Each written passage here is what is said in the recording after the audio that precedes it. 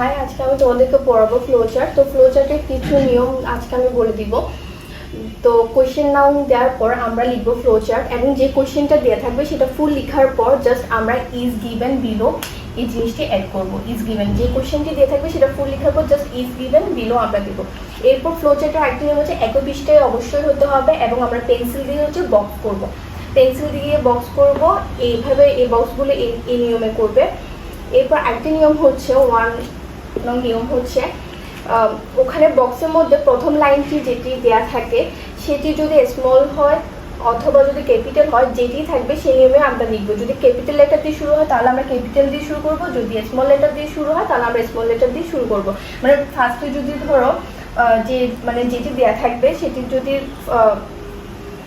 যেমন ধরো লেটার, এখানে একটা লেটার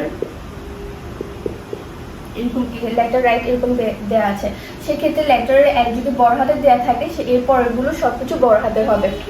এরপর হচ্ছে 2 নং নিয়ম হচ্ছে ফার্স্ট বক্সে যদি ভার্ব প্লাস আইএনজি থাকে তাহলে ভার্ব প্লাস আইএনজি নাউন যেভাবে শুরু করবে পরের সবগুলো হচ্ছে সেভাবে শুরু হবে।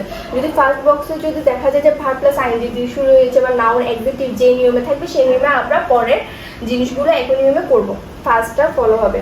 এরপর হচ্ছে আমরা অক্সিলারি ভার্ব এবং আর্টিকেলস এই বক্সের মধ্যে আমরা ব্যবহার করব না।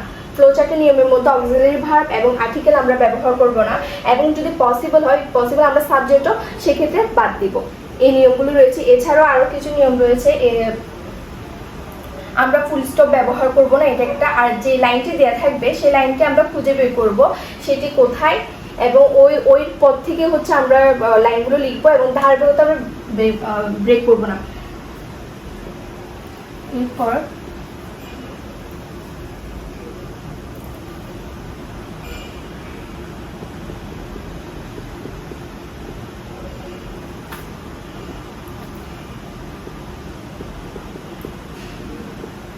দেয়া থাকবে ওইটার পর থেকে লিখব, এবং ধারাবাহিকতা আমরা ব্রেক করবো না, এবং ফুল স্টপও দিব না।